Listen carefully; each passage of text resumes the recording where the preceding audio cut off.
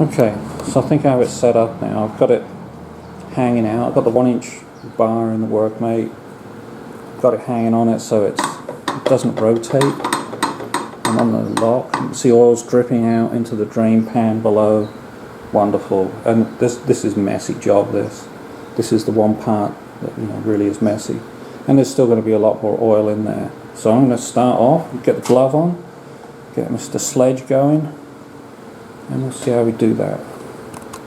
Okay, so I'm going to turn this towards myself, which is the direction I'm doing. And we'll have a few swings at it, see if it actually comes loose. I might have to go vertical with it.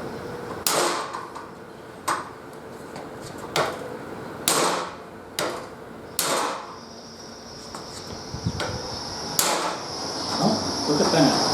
It's actually loose. Wow, that only took 4 hits. I've been here 20, 30, 40 hits before. Now it's loose. Okay, so when you take it off, here are the bits that slide out. There's the damper rod. This is the bit that does all the damping. There's a bottoming out spring, which fits like this. And this is the bolt I took out from the outside, which actually screws into this. So the bit you're locking with that 1-inch drive is this 12 point here. But the 1-inch fits into that quite nicely. Okay, so the next step is to pry off the old dust seal, which I've already got started with an old flat bladed screwdriver. That just lifts up and off. I'm not going to be using that one again. It's the original one, so it's over 70, nearly 80,000 miles old, and it dates all the way back to 91, the age of this. There's a spring clip in here that I can't focus on. I'm going to have to play with the camera a bit to figure it out. Okay, not sure if this is going to work. I've got a light on here. So there's a spring clip just inside, and this screwdriver tip, spotlight it for you, is in behind it. You just pry it off a bit, get it out of the groove that it's in, and then lift it up and sort of spiral it out of the way. Okay, so here we go. So I'm lifting it up here, getting out of the groove. Oh, it doesn't want to get out. Which end is the free end? Oh, it's always fun trying to find out. Oh, there's the free end, right there. So once you get that up and over, it just sprang back in. Just steadily work your way around, and there it is. And it will pop out all on its own. Spring clip. That holds the seal in and everything else. So the next stage looks pretty brutal, but is actually fairly gentle on the bearings. Alright, so what I'm going to do is I'm going to grab the fork tube, lift it up, so it comes up a long way now. And then I'm just going to bash it upwards. This lifts a washer that's underneath this. And everything falls off the bench, including coming out of the bench. Oh well, you've seen it all now. I wonder if I can just do it by hand. There you go. Oh, and it's dripping oil. Magic. So that's how you get the seal out. See, here's the washer that's underneath it. This is the bearings. This bearing's actually slid over the other bearing. I'll push that back shortly. Okay, one other part that came out while I was inverting the bottom fork leg was this plastic thing. This thing has a very slight taper on one end and a ridge on the, whoops, where is it? It's got a ridge on one end and a very slight taper on this end. The taper goes up the inside of this. When I'm reassembling, I'm going to drop this into the fork, the bottom fork leg, which I've now got inverted. Drop that in first and then put this fork leg in on top of it. Okay, so I've spent a bit of time cleaning stuff and getting all the crud out. Down the bottom of this hole is where this little plastic piece is going to go, so I'm going to drop that in right now. Hopefully it stays upright. If not, I'll have to fiddle around with it.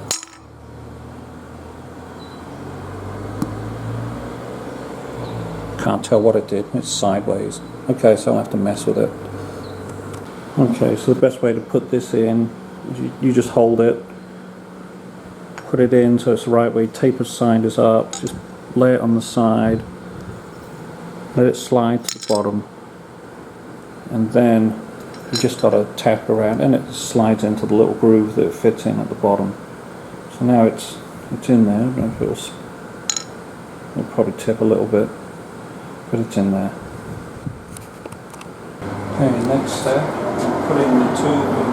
I had a look on the tube. There is nothing on the tube. There's some marks, but when I'm feeling it, there's nothing on there. There's no grooves, nicks or anything.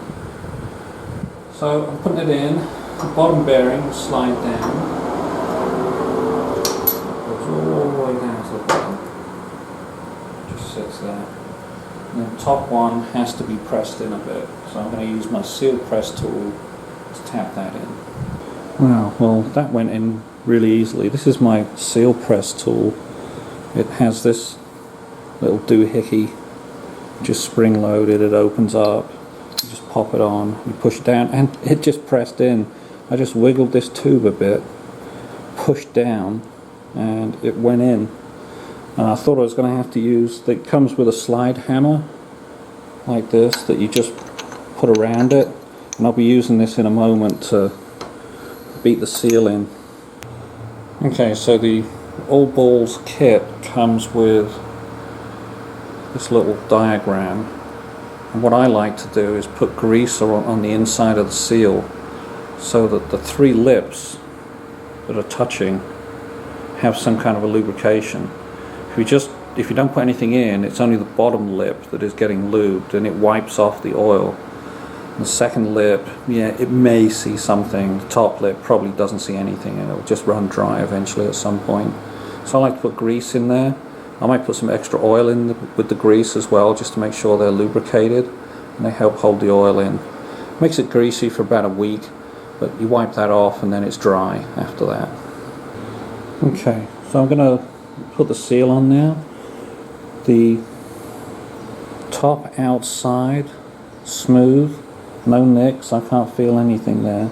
But you do want to ease it on slowly. As you can see, I've got this sort of greased and oiled up.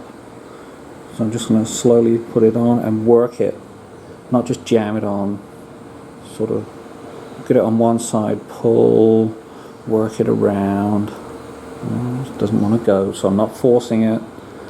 Gently getting it on. Oh, popped right off again. That's okay. It can take quite a few times to get this baby on. There we go. Notice on this one the garter spring is on the outside at the top. That means the two seals are pointing down and there's one pointing up. So now I can slide that down. Okay, so I've been just putting this on, getting it ready to go in. I'm checking that the tool itself is going to work properly and it's not going to hit anything on the inside, otherwise you may have to come up with some kind of a spacer. So the tool looks like it's going to work. It just pushed down on the outside without damaging it. And I like to rotate it as I'm pushing it in as well. So here we go, we're going to push it down. So it starts engaging, and the distance we have to put it down is so that at some point, I'm just going to take this off and check. No, it didn't go in square, so good job I didn't force it at that point. This side is sticking up a bit.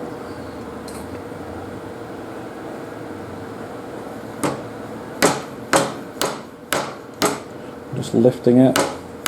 Okay, now it's square again. It's okay when that sort of stuff happens. It shows you not to just pound on ahead. You've got to, take a little breather, take a step back, and have another go. I'll put it this side this time. Make sure it's going in square. I believe it is. Put the little slide hammer on, and just tap and turn.